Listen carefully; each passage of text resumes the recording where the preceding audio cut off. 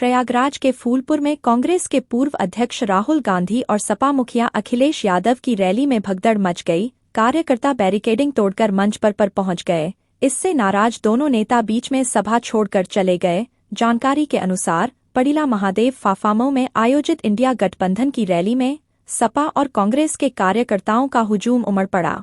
कांग्रेस नेता राहुल गांधी और सपा मुखिया अखिलेश यादव को देखने के लिए भीड़ काबू हो गई। कार्यकर्ता बैरिकेडिंग तोड़कर अंदर घुस गए। इसके बाद राहुल गांधी और अखिलेश नाराज हो गए। कार्यकर्ताओं की इस हरकत से नाराज होकर दोनों नेता बिना कुछ बोले ही चले गए। दोनों नेता हेलीकॉप्टर में बैठकर यहां से रवाना हो गए। प्रयागराज के फाफामऊ क्षेत्र में पड़िला में समाजवादी पार्टी के प्रत्याशी अमरनाथ मौर्य की जनसभा में रविवार की दोपहर भगदड़ मच गई। वहां मौजूद सैकड़ों की संख्या में सपा कार्यकर्ताओं ने मंच के सामने डी की बैरिकेडिंग तोड़ दी। वहां कई लोग घायल भी हुए। इस दौरान तमाम कार्यकर्ता मंच पर भी पहुंच गए। वहां मंच पर मौजूद सपा के राष्ट्रीय अध्यक्ष अखिलेश यादव भी असहज हो गए। वह चुपचाप मंच पर लगी कुर्सी में बैठ गए। इस दौरान कांग्रेस सांसद राहुल गांधी भी वहां पहुंचे।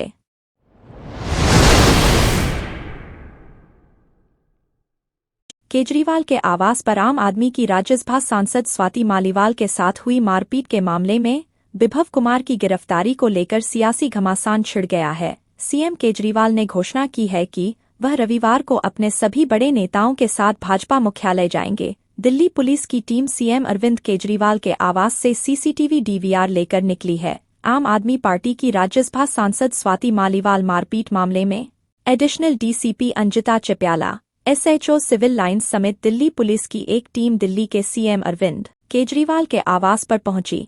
इस मामले में दिल्ली पुलिस ने कल दिल्ली के सीएम अरविंद केजरीवाल के सहयोगी विभव कुमार को गिरफ्तार किया था। दिल्ली भाजपा अध्यक्ष वीरेंद्र सचदेवा ने दिल्ली सीएम अरविंद केजरीवाल के बयान पर कहा, आपके जो नेता भ्रष्टाचार के लिए जेल जा रहे हैं, उन्हें जेल भेजने का निर्णय न्यायालय का है। अरविंद केजरीवाल के पास जवाब देने के लिए कुछ नहीं है। मैं बस उनसे इतना पूछता हूं कि वे स्वाति मालीवाल के मामले पर चुप क्यों हैं।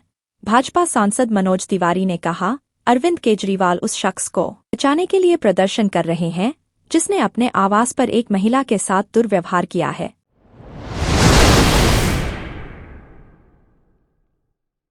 तीन नए आपराधिक कानूनों के खिलाफ सुप्रीम कोर्ट में याचिका दायर की गई है। सुप्रीम कोर्ट सोमवार को इस याचिका पर सुनवाई करेगा। याचिका में दावा किया गया है कि नए आपराधिक कानूनों में कई विसंगतियां हैं।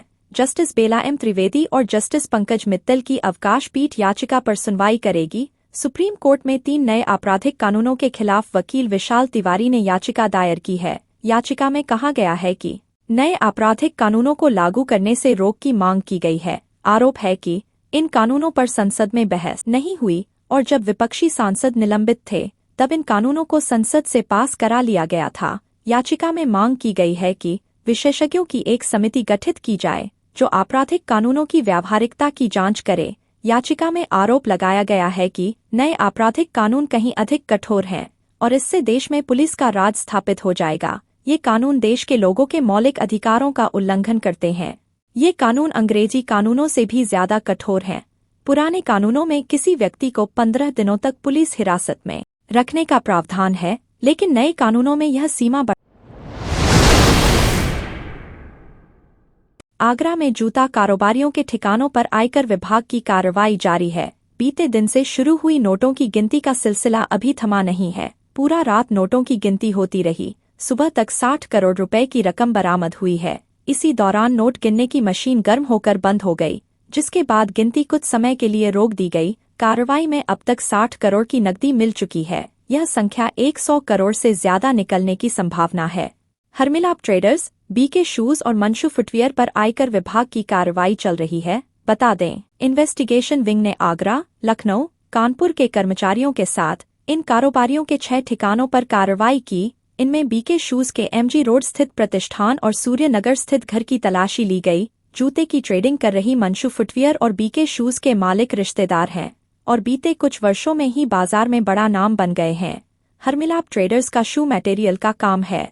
इन्वेस्टिगेशन विंग की 12 से ज्यादा टीमों ने यह कार्रवाई की। कारोबारियों के पास से भारी मात्रा में जमीन में निवेश, सोने की खरीद की जानकारी भी मिली है। इनर रिंग रोड के पास कारोबारियों ने बड़ा निवेश किया है।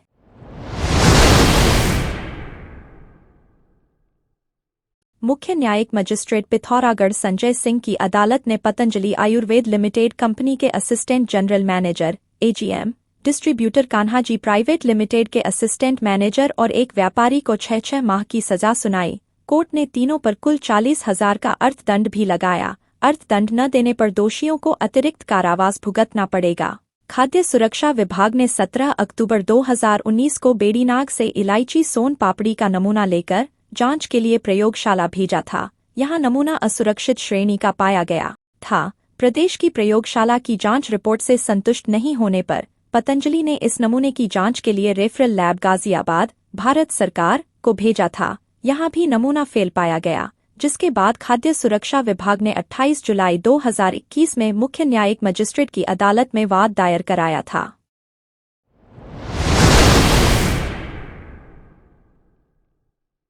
बीते कुछ दिनों से एयर इंडिया एक्सप्रेस काफी चर्चाओं में है। पहले बड़े स्तर पर उड़ानों को रद्द करने के लिए सुर्खियां बटोरी थीं, वहीं अब इसके एक विमान के इंजन में आग लगने की वजह से चर्चा में है। दरअसल एयर इंडिया एक्सप्रेस के एक विमान के इंजन में आग लगने के बाद उसे देर रात बंगलुरु में उतारा गया। बता दें, विमान बंगलुरु से कोच्चि जा रहा था।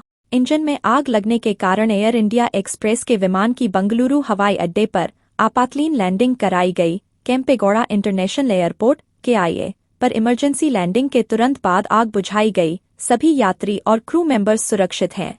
एयर इंडिया एक्सप्रेस ने बताया कि सभी 179 यात्रियों और 6 चालक दल के सदस्यों को बाहर निकाल लिया गया है। कोई घायल नहीं हुआ। सूत्रों के अनुसार आग लगने के कुछ मिनट बाद घटना का पता चला था।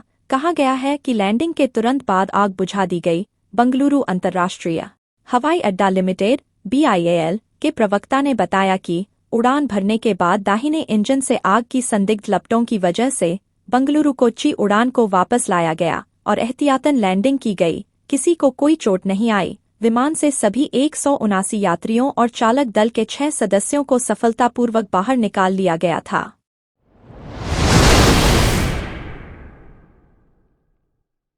भारतीय लोकतंत्र के मंदिर संसद की सुरक्षा अब से CISF करेगी। आधिकारिक सूत्रों की माने तो 1,400 CRPF कर्मचारियों की वापसी के बाद 3,300 से अधिक CISF कर्मी सोमवार से संसद परिसर में पूर्ण आतंकवाद विरोधी और तोड़फोड़ विरोधी सुरक्षा कर्तव्यों को संभालेंगे। गौरतलब है कि CRPF के पार्लियामेंट ड्यूटी ग्रुप PDG ने शुक्रवार को परिसर से अपने कमांडो, प्रशासनिक और परिचालन सामान जैसे हथियार और कमांडो को हटा दिया है। भारत सरकार ने पुराने और नए संसद भवनों और संबंधित संरचनाओं की सुरक्षा के लिए कुल 3,317 CISF कर्मियों को शामिल किया है। 13 दिसंबर को हुई सुरक्षा चूक के बाद सरकार ने CRPF को कार्यभार संभालने का निर्देश दिया। एक अधिकारी ने नाम न छापने की शर्त पर बताया कि CISF की आतंकवाद विरोधी इकाई 20 मई को सुबह 6 बजे से संसद परिसर का पूरा प्रभार ले लेगी। CISF के एक वरिष्ठ अधिकारी ने कहा कि CRPF PDG और दिल्ली पुलिस के जवान अब तक संसद की सुरक्षा करते थे,